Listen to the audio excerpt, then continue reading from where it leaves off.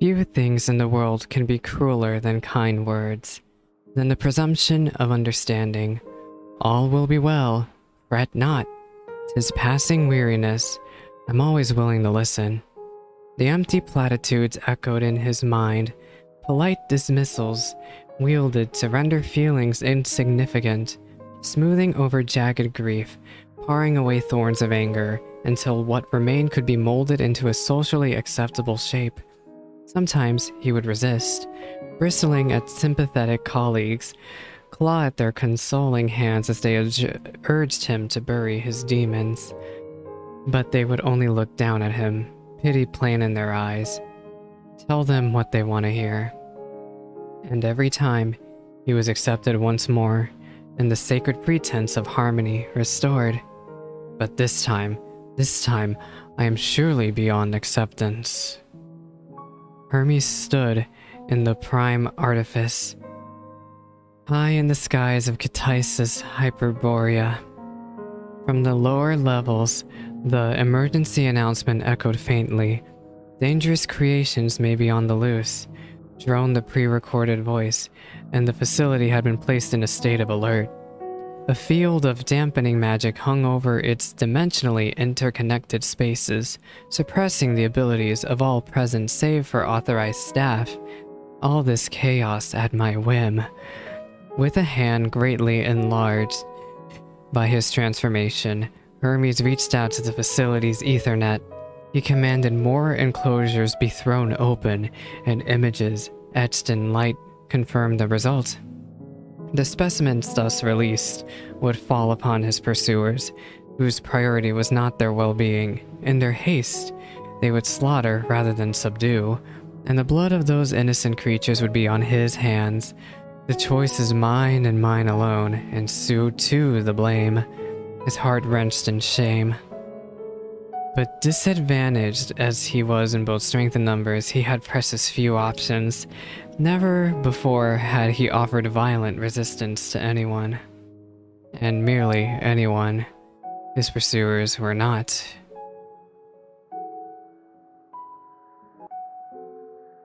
When man is likened to the lifeblood of the star, it is not for the role he plays in nurturing it.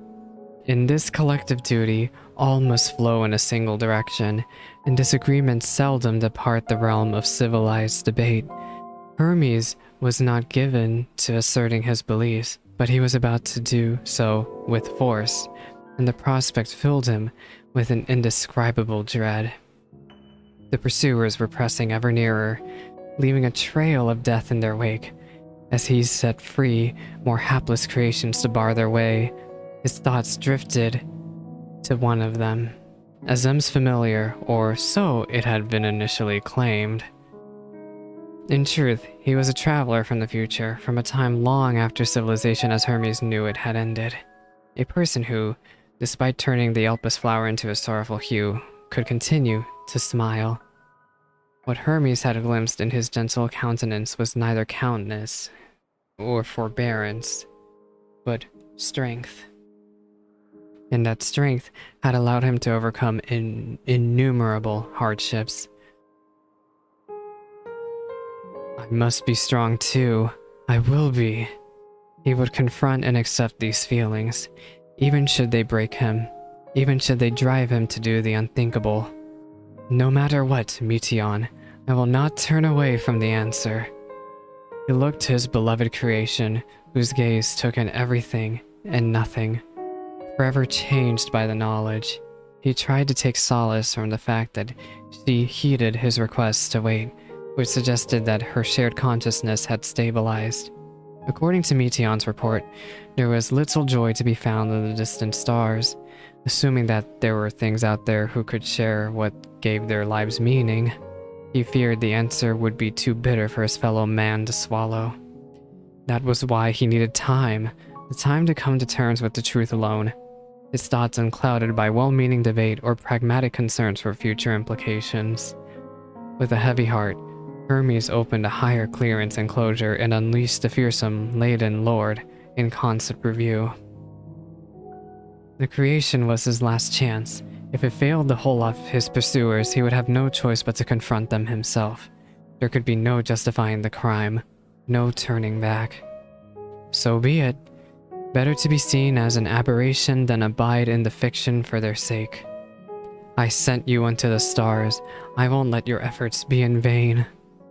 Hermes knelt low before Meteon, but in his transformed state, he towered over her still.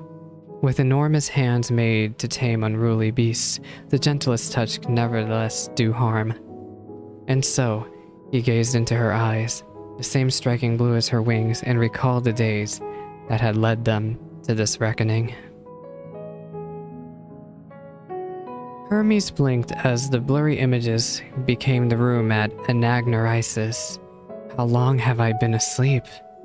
He sat himself up on the sofa and was still trying to shake off the haze when Euanthe stand in.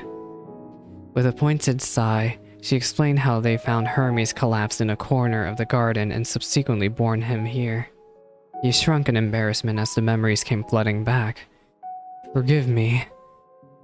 I may have been neglecting to take adequate rest. It's just, I'm so close now, I almost have the concept. Many years had passed since Hermes first conceived of a star-faring creation. An Enteleki possessed of free will. Due to an utter lack of precedent, however, satisfying the design criteria was a challenge indeed. Drawing upon the power of Dynamis, it needed to be able to traverse in the vast emptiness swiftly, and thence locate and communicate with other intelligent life forms. In pursuit of his vision, Hermes had experienced countless cycles of excitement and disappointment. But, at long last, the solution had begun to take shape. Smiling wryly, Euanthe held out a basket of fruit, her not-so-subtle reminder of life's necessities. Does this mean you finally managed to settle on an appearance? Hermes' hand halted halfway into the proffered basket. Unlike men who were expected to conform to established fashions, it was believed that other living beings should look unique, add color to the star. Alas, while some such as the incumbent La Habrea, the foremost authority in the field of phantom creation, could produce beauteous concepts at will, Hermes was constantly at a loss. Aesthetics were never my forte. Its form should be as simple as its nature is complex, he began. Birds I know well, of course, and their attributes would suit the abilities it will have. But to facilitate communication with other sentient beings, it should also have the features of a man. That's all well and good for a guiding principle, but what about the details? Its physical characteristics, personalities, and so on and so forth? Hermes hadn't considered such things, hoping in vain that his subconscious would fill in the blanks. Since there was no way of knowing what qualities other life forms would favor, he could only rely on his own sensibilities. Furrowing his brow, he began rummaging through the cluttered chambers of his mind in search of a potential inspiration. The invisible spark of Dynamis, the universe and the stars, birds soaring in the sky. Blue. I want it to be blue, like the sky of Elpis, our portal to the cosmos beyond. The words tumbled out even as he thought them. Euanthe blinked a few times in consideration before favoring Hermes in an approving chuckle. Fine idea. In the days that followed, Euanthe and other colleagues provided Hermes with design documents and even held private lectures for his benefit, all of which helped him to form a clearer image of his creation. As his wont, it took him more time to settle on its appearance than its more practical aspects, but at long last, he succeeded in finalizing the concept. He would never forget the first time he brought her forth, the nervous anticipation as he channeled his magics, the gathering motes of light that coalesced into a brilliant storm, the moment of manifestation. Hello. The songbird was barely larger than his open palm. Her blue feathers tinged black at the tips. The threshold to the universe as seen from the prime artifice. Already he could imagine her long tail tracing a line in the sky like unto a meteor. Meteon. No name could be more fitting, or to speak it made his heart soar. So terrified he had been, he could not do her justice. But beholding the creature before him now, he knew there was nothing more beautiful in the world. So began their exploration of the universe. Hermes created Meteion's sisters, the Matea, through their shared consciousness, made them more akin to a single entity, and sent them on brief forays beyond the bounds of the star. Early results were mixed. Though Meteion did not lack the abilities she needed to fulfill her purpose, she encountered one problem after another out in the great expanse. But we have come so far already, and we will go further still. Hermes was conducting further test flights in the Elpis twilight when Meteion, presently in the form of a girl in order to relay her sister's messages, cried out. He turned to see her frozen in shock, eyes wide and mouth agape. But before he had the chance to speak, she reeled as if struck by a heavy blow, and it was all he could do to catch her. For a painfully long while, she remained stiff as a corpse in his arms, and gave no indication that she heard his worried words. Then, all of a sudden, she awoke with a gasp for air, her body relaxing as if time flowed again. By the way she trembled, feathers standing on end, it was clear that she felt an intense chill. He was rubbing her shoulders to offer comfort when she wailed in frustration. We failed again, lost another one. Though Hermes expected as much, it didn't make the news any less bitter. As he struggled to console her, Meteion rose to her feet and dutifully delivered the report in her halting voice. Her sister had been caught in a raging torrent of dynamis, she explained, and subsequently unmade, like so many others before. As a being of dynamis, Meteion could survive in almost any environment by reducing her constituent aether to a bare minimum. A star may be wreathed in flame, frozen from pole to pole, or shrouded in toxic gas, but such hazards would not trouble her. Should life forms be present who found her environment excessively harsh, she would share in their sensations, but this was purely academic. Her life would not flourish in such conditions in the first place. Yet, by the same token, being made of dynamis rendered Meteion vulnerable to its influence. Though its potential was suppressed on an ether-rich Etheirys, it behaved in unexpected ways in the void beyond, ways that confused and confounded her. In one sector, there was a star that could manipulate dynamis. It was capable of harboring thoughts and feelings, if not in a manner man could comprehend. In another, dynamis raged as an endless tempest. At its heart lay a great pool of ether not unlike the ethereal sea. The intermingling of innumerable memories giving rise to the surrounding turbulence. In her search for intelligent life, Meteion relied on dynamis, and so, like a moth to a flame, she was liable to be drawn to that which could destroy her. But don't worry, we learn more every time. What places are bad, we'll find stars with life, I'm sure of it. Despite her recent trauma, Meteion retained her enthusiasm, but Hermes' own seemed to have deserted him. How many more of her sisters would be sacrificed for his cause? How many times would he have to see her collapse, the life driven from her body? Even if you suffer no lasting harm, I fear I do. Perhaps we will, and yet...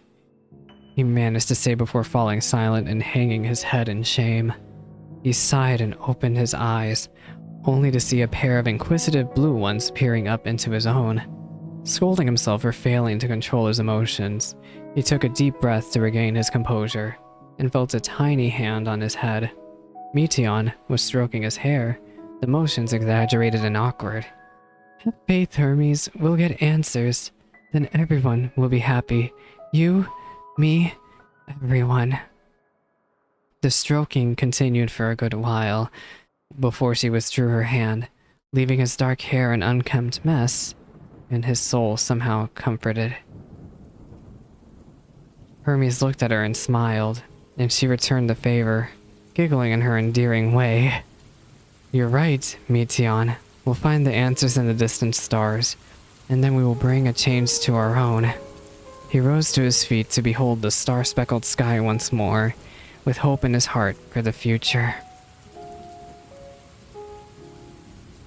That hope did not last. One day, Meteon's shared consciousness became unstable. She and her sisters could not sustain their existence, and all dissipated with a burst. The resultant shockwave accidentally triggered Kairos, which erased several days of memories from those in the vicinity, including visiting observers. He later learned that several enclosures had been opened in Katisa's Hyperborea, and many creations perished fighting amongst themselves. After delivering this report, his underling suggested, in his confusion, perhaps Hermes sought to free them. "It seems like something you would do, Chief," the man said with a pitying smile. "Does it? Knowing the likely outcome, would I have been so reckless, so cruel? But it would not have been the first time." Hermes cursed himself for sending Meteon forth, for creating her, but most of all, for daring to have doubts. Had he simply thought like everyone else, had he made peace with their morality, he wouldn't have inflicted such pain upon himself and others. Tell yourself what you need to believe. And so, they did not resent him, and instead gifted him their cruel acceptance. "All will be well, fret not. 'Tis but a few days of memories, the creatures can always be remade." The utilitarian logic assailed him, but this time, he offered no resistance. He internalized the lie and came to live as others did. When he was officially nominated to the Convocation of 14, he rose to the occasion and labored for the good of the star to the very end, to the moment reality itself was sundered. Of his desperate struggles, nary a mark remained, or so it seemed. Yet, be it in the ancient past or distant future, the yearning for which he sacrificed so much would endure. The fire would rise in those who looked up at the heavens in defiance of oblivion, the desire to confront the answers for which Meteon journeyed, no matter how terrible the truth may be. End of story. A question of life. If you made it to this point, thank you so much for listening. We only have one more tale from the dawn to cover. I hope to see you in whatever I do next. Bye-bye now.